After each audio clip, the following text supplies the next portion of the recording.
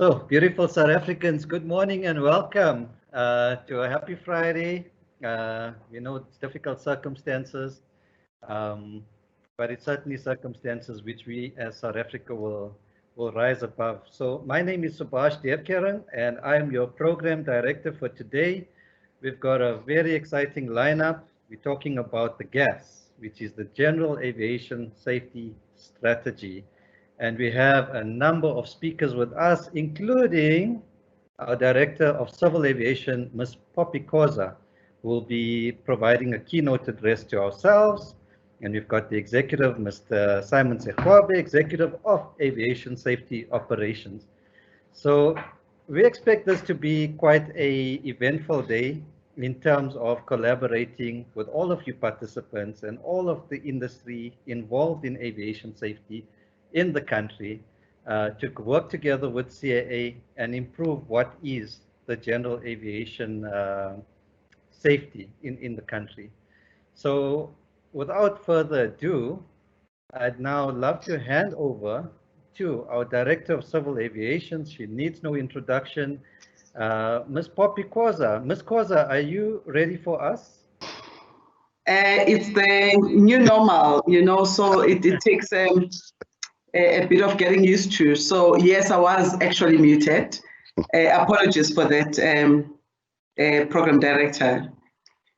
Firstly, let me begin by extending very warm greetings to yourself, Program Director, Mr. Subhash Devkaran, the executives from the South African Civil Aviation Authority, the Aviation Safety Operations team under the leadership of the Executive, Mr. Simon Sekwabe, the various panel members who will be instrumental in today's discussion, to distinguished stakeholders and colleagues who are following this launch from their various places of work and remotely, and lastly, and by no means least, to aviators and aviation enthusiasts from across our country, the continent, and those who would be watching all over the world. Again, warm greetings to you all. There may be little or no contest if I were to make the assertion that aircraft accident and serious incident statistics are used as a basic barometer to determine whether a country's airspace is safe or not.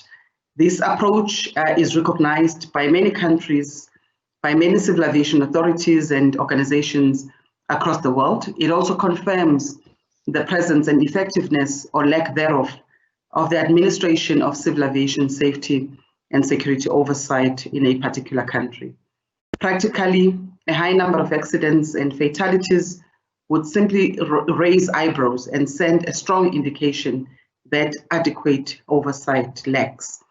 Having said that, Program Director, I am delighted to indicate that South Africa holds a remarkable record in terms of safety, and one can break it down into various categories.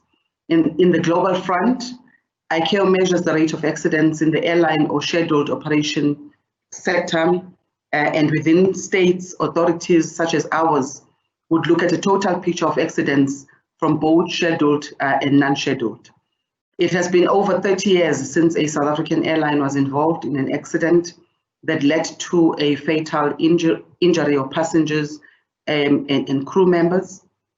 The last of such an accident was the well-documented Helderberg, which happened on 28 November 1987, some 134 nautical miles or 248 kilometers northeast of Mauritius. This means that it has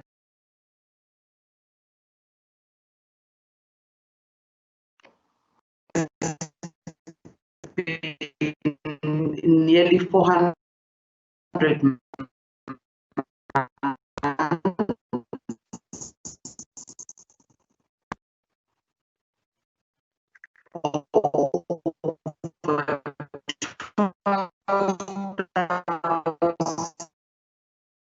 So ladies, at this juncture, one cannot really say the same as we witness aircraft accidents from time to time. So what is seemingly second nature in the airline industry is yet to translate to general aviation activities. But having said that, and to put things into context, one can see that over the 3-year period we have seen an increase in accidents in general aviation, but we've also seen a decrease in fatal accidents as well as fatalities. So the launch of this GA or General Aviation Safety Strategy is indeed timely, as we together recognize that the status quo cannot remain and that we must act swiftly to reduce accidents in the general aviation sector.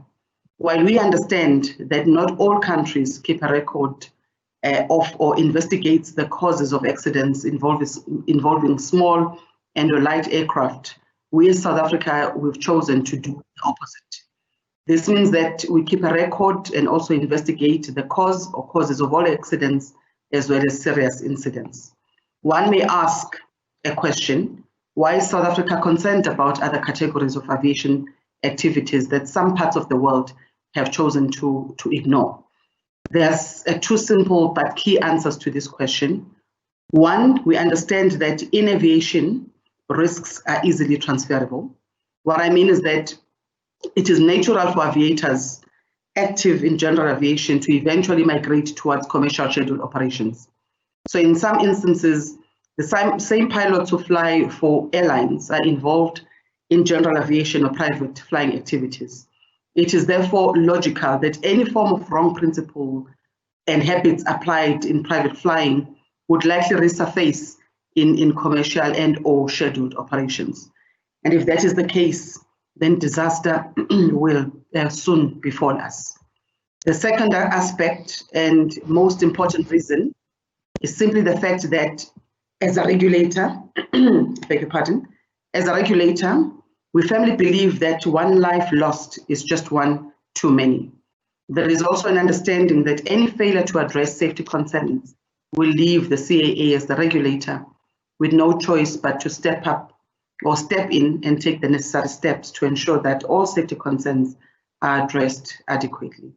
Program Director, in recent years, we've witnessed an increase in the number of self-grounding decisions by airlines and charter operations, meaning that the principles of self-regulation and voluntary compliance is to a degree becoming entrenched in this sector. We applaud this emerging culture and would strongly encourage the same in the general aviation sector. Sadly, the catch me if you can mentality of some operators undermine efforts of many who want to comply to the rule of law. It is in this vein, Program Director, that I take this opportunity to recognize and applaud all operators and aviation professionals who will not undermine good safety practices by prioritizing commercial interests ahead of prescribed safety measures. Having said that, I remain a perpetual optimist, and hence I am excited and in total support of this initiative which we are launching here today, called the General Aviation Safety Strategy. What is more exciting is that not only did the Civil Aviation Authority as a regulator ensure that there are dedicated resources to see this strategy through, but most importantly, the regulator solicited and worked with the industry to get to this far. It is through a genuine desire to work together that we would start seeing a difference. So what is it that we ultimately want to achieve? Perhaps this is the right time and platform to indicate that the Civil Aviation Authority has consciously put emphasis on the reduction of accidents in the general aviation sector as one of its outcomes in the organization's new five-year strategy. This is key in the sense that reducing the number of general aviation accidents is a national, regional, and international imperative with due consideration of the sovereignty of other ICAO contracting states, as South African aircraft operate in and has proven can become involved in accidents in other regions and sometimes with high fatalities per accident. We are not, therefore, by any chance claiming that this strategy will become a panacea for curing all ills surrounding general aviation activities. It simply represents a major opportunity for collaboration towards reducing general aviation accidents. The possible solutions outlined in the strategy are the result of prior consultations and much deliberations, as I've indicated, and it promotes cross-functionality and coordination between the CAA excuse me, and various external stakeholders. I will resist at this point the urge to unpack the details of the strategy. I will leave that to the executive responsible, Mr. Schwabe, and his team, Mr. Dilange, and other various experts. What I do wish to point out, though, is the fact that there was consensus from broad-based consultations and interactions with various stakeholders. The outcome of the consultation process pointed to the need for enhanced education as well as training. This outcome did not surprise me because an analysis of the causal factors as determined by the Accident and Incident Investigation Division, coupled with the collection and analysis of incident reports, clearly point to the fact that flight crew and aircraft operations remain the leading causes of accidents and serious incidents. Program Director, as I conclude, I wish to conclude by emphasizing that numbers don't lie and statistics are pointing to a problem. What is left of us is to fold up our sleeves and get to work collectively in order to give credence to the CAA's brand promise of keeping you safe in the sky. It is doable and it is entirely up to us. In fact, we have all the means to make this work. As an additional safety measure, the CAA has in the most recent past started a process of bolstered data collection and analysis by calculating the rate of accidents against the numbers of hours flown and air traffic movements. Accident reduction, or accident prevention rather, should be engraved into MN's DNA. I am indeed thankful that the new normal that has been imposed on us by COVID-19 has signaled to us that there are many other ways to skin the cat. Through technology, we are now able to gather or convene in large numbers to discuss common topics. In the past, we had to be content with a few hundred people convening in a conference facility. So what I'm trying to say is, let us use this inconvenience imposed by COVID-19 to think creatively, to recognize and embrace the opportunities that were presented to us by this crisis. From the regulator side, our renewed approach is to collaborate, cooperate, and communicate more with the industry for the betterment of this fragile sector of our economy. This is, of course, a journey we are prepared to traverse with you, because without a strong regulator, will be a dysfunctional industry, and without a vibrant industry, will be an irrelevant and ineffective regulator. So this is a good opportunity for us to go back to basics, to share experiences and solutions which can only boost our efforts and bring us closer to a fatality-free general aviation environment. This is doable, and yes, we can do it. I therefore call on each of us to enlist our contribution and pledge to working together to put an end to aircraft accidents.